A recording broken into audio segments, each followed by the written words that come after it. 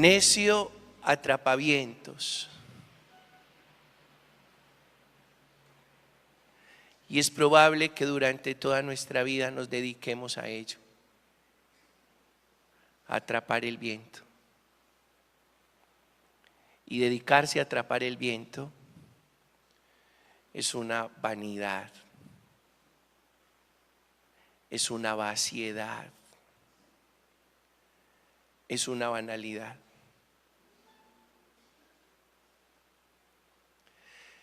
Y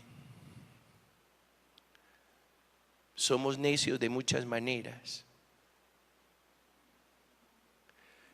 Primera manera, somos necios cuando decidimos creer solo en nuestras propias fuerzas. Claro que yo creo en mis fuerzas, pero no solo en mis propias fuerzas.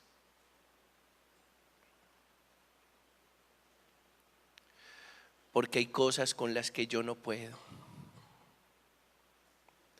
Porque hay cosas que me superan. Y precisamente porque hay cosas con las que no podemos, cosas que nos superan, necesitamos la fuerza de Dios. Necesitamos a Dios como nuestro gran aliado para enfrentar nuestras mayores batallas. Y es una necedad creer solo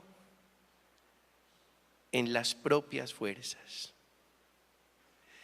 Y qué rico, hermanos, aprender a apoyarnos y aprender a apoyarnos en el Señor. ¿Y qué es aprender a apoyarse en el Señor? Abandonar todas esas dudas, todas esas inseguridades, todos esos temores. Eso es apoyarse en el Señor. Un padre de familia veía que su hijo a distancia trataba de mover una roca. Y este joven sudaba mares tratando de mover la roca. Y usaba una palanca para moverla. Y se esforzaba por hacerlo. Pero no movía la roca. No era capaz de desplazar la roca. Y este joven exhausto escuchó a su padre que le decía: hijo, ¿crees que has usado todas las fuerzas para mover esa roca? Y el muchacho, un poco molesto, le respondió: por supuesto que sí, papá. ¿No lo notas? Y el papá serenamente le respondió: no has usado todas las fuerzas porque no me has pedido ayuda. Y mientras nosotros no contemos con el poder de Dios y con las fuerzas de Dios, seremos unos atrapavientos, unos necios. Segundo, somos necios cuando nos volvemos sordos ante una buena instrucción.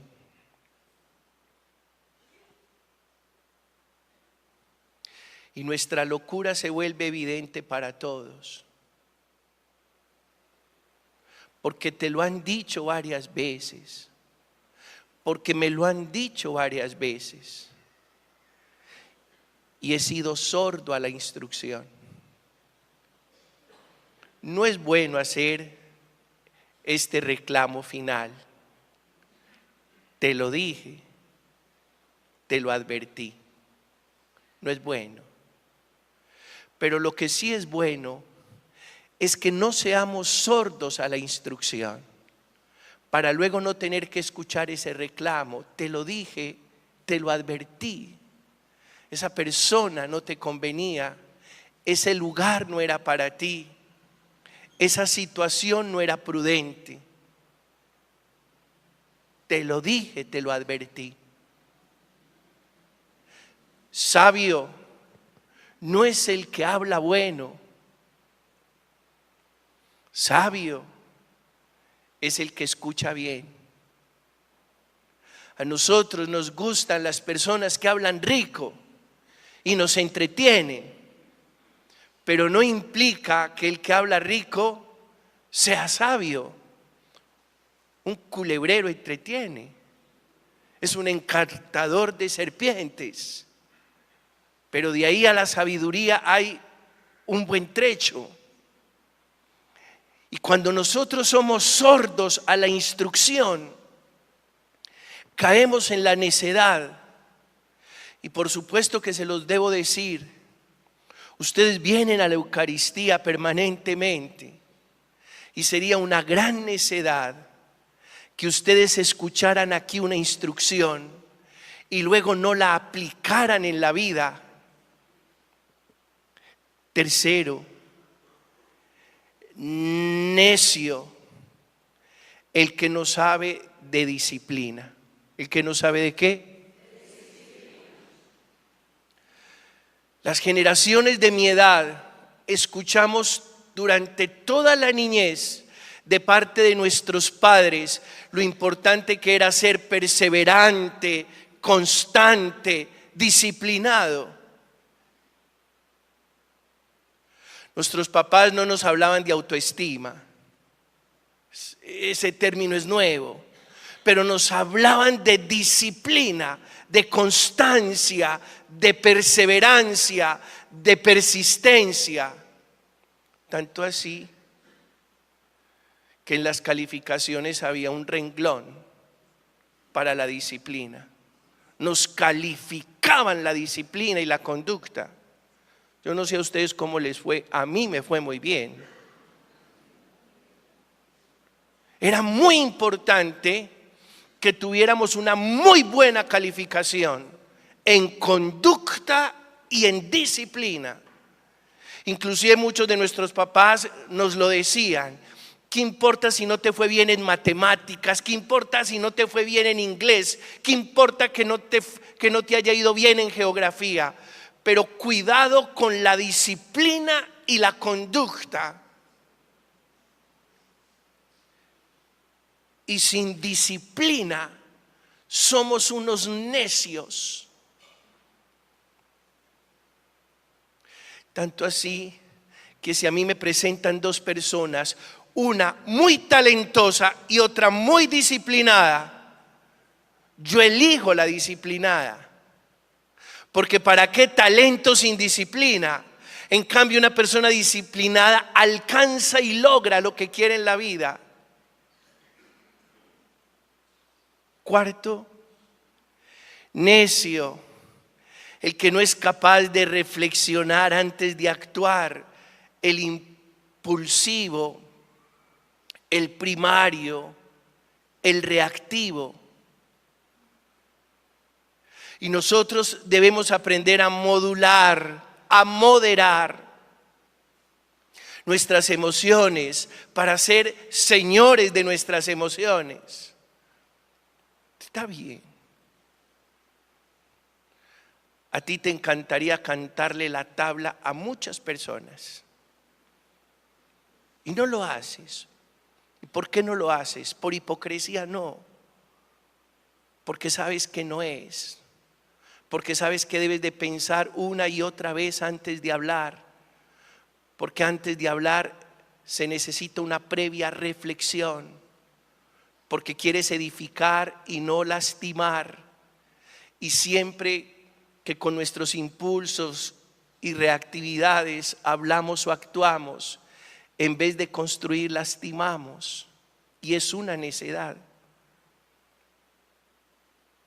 Quinto, una necedad el que es prácticamente inmutable. Inmutable. ¿Cómo así que inmutable? Sí, el que se niega al cambio. La verdad, una necedad que después de caer en la trampa de la droga me ofrezcan un tiempo de recuperación, haga buen uso del esfuerzo de mis padres y tal vez de toda mi familia para que esté en un centro de rehabilitación, salga de ese centro de rehabilitación y vuelva a lo mismo. ¡Qué necedad! Lo mismo, el mismo error, la misma falla. Que mi pareja me perdone una infidelidad, que entendí que por esa infidelidad todo mi hogar, mi proyecto de vida, mi familia estuvo en juego, que puse todo en la cuerda floja, en el filo de la navaja, que me dieron la oportunidad de continuar, que volvieron a creer en mí, que volvieron a confiar en mí, y que 2 o 3 años más tarde otra vez lo mismo, otra vez. Hay que ser creativo para equivocarse, pero es lo mismo. Inmutables, sin posibilidad de cambiar, sin aprovechar las oportunidades. Sexto, necedad, dedicarse a hacer el mal, dedicarse a hacer daño, volverse dañino, porque atenta contra la integridad, atenta contra la libertad, atenta contra la felicidad. Una persona que se dedica a hacer daño está atentando contra su integridad, contra su humanidad, contra su dignidad, contra su libertad, contra su felicidad, porque yo no conozco ningún dañino que se autodefina como una persona feliz o como un ser humano feliz. Necio, el que necesitando el trabajo no trabaja y no hace más que desperdiciar oportunidad. Una necedad. Es 7. ¿Cuántas oportunidades de la vida? Y dicen que las oportunidades las pintan calvas. Y es una necedad que dejemos pasar las oportunidades. Las oportunidades están ahí y hay que capitalizarlas y hay que aprovecharlas y hay que disfrutarlas y hay que valorarlas y hay que multiplicarlas. Es una necedad que la vida nos dé oportunidades y nosotros dejemos pasar esas oportunidades. Necedad, necio, atrapavientos.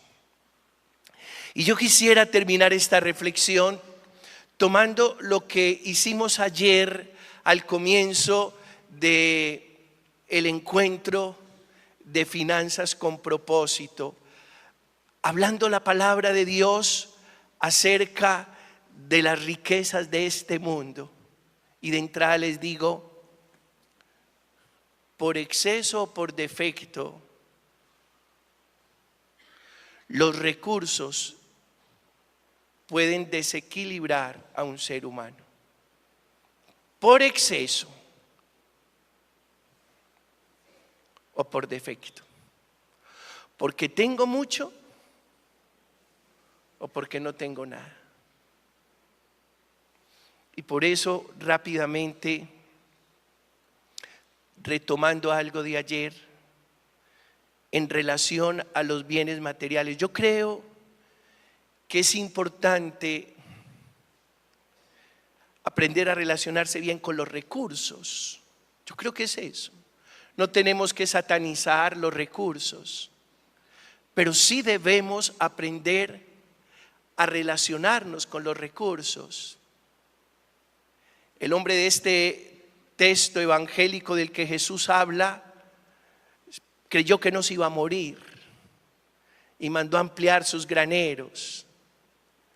Inclusive hablaba él consigo mismo, porque no tenía con quién hablar. Él no habla con nadie en la parábola, habla con él mismo. Y si habla con él mismo es porque no tiene con quién hablar. Y si no tiene con quién hablar es porque el dinero lo dejó solo. Entonces, primero, rápidamente, el dinero mal habido pronto se acaba. Uno. Muchachos, cuidado con el dinero mal habido. Nuestros padres nos enseñaron que lo que por agua viene. Dos, calculemos cuánto podemos gastar. Calculémoslo.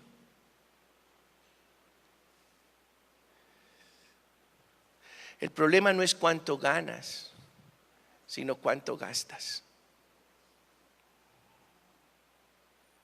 Porque uno se puede enloquecer con la cifra que gana.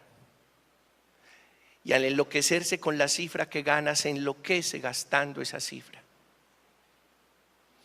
Calculen lo que gastan, por favor. Tercero, cuidado con las deudas. Prestamos para todo. Y esos préstamos tal vez después no los podemos pagar. Y nos roban la paz. Y llegan a desequilibrarnos a tal punto de tomar pésimas decisiones. Crean, y se los digo a mis 55 años de edad, uno no presta para celebrarle los 15 años a una hija. No.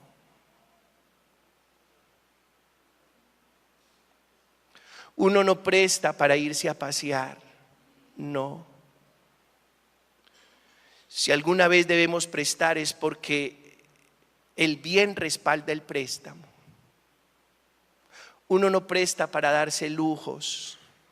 No. Uno no presta para parrandear. No. Cuarto, el inexperto cree todo lo que oye. Proverbios 14:15. No le crea todos los negocios que le propone. Usted no imagina lo que me proponen a mí.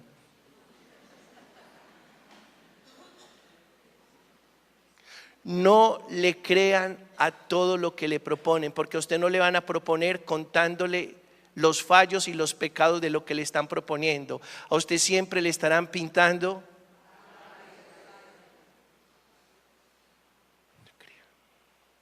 No crea en todo lo que le propone. Quinto, sea generoso, pero generoso responsable. Porque usted no puede ir por la vida tirando dinero para arriba, a la jura. No. Generoso, responsable. Además, porque el recurso es muy difícil conseguirlo. Yo no tiro dinero a la jura. Tu generosidad y mi generosidad debe ser responsable. Sexto, seamos organizados. La billetera necesita un orden.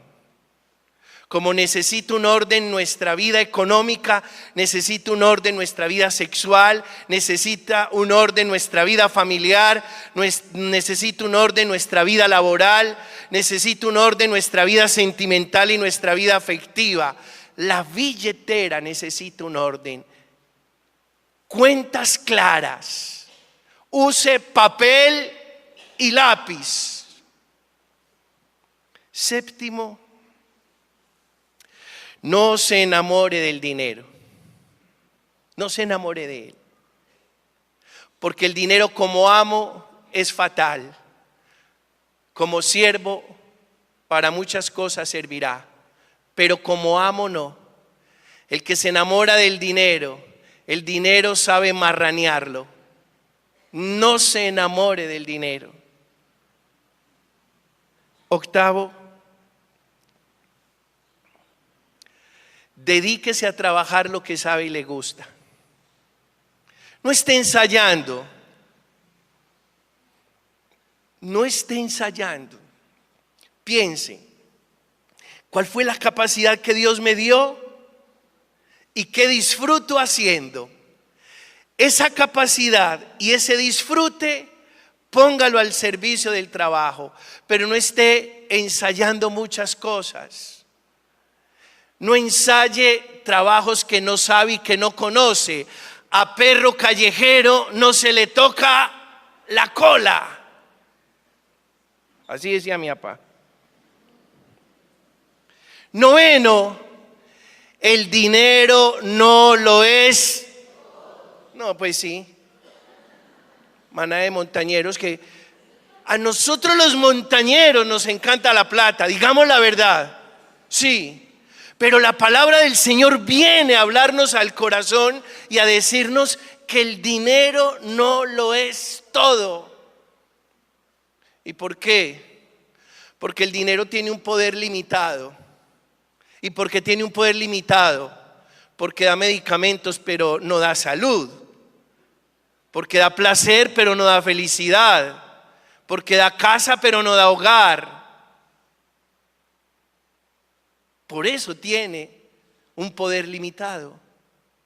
Y por eso el dinero no lo es todo. Ojalá que nosotros con Santa Teresa de Ávila podamos decir solo Dios. Y finalmente, 10. Busque primero el reino de Dios y lo demás vendrá. Yo creo que es el texto estrella de la vida financiera con propósito. ¿Por qué es tan importante decir con la palabra busquemos el reino de Dios y lo demás vendrá por añadidura? Por lo siguiente, porque sería una locura comprometer los valores por dinero. ¿Qué es buscar el reino de Dios y lo demás como consecuencia? Yo no comprometo mis valores por dinero. Primero los valores, después lo demás. Al Señor la gloria y la honra por los siglos de los siglos.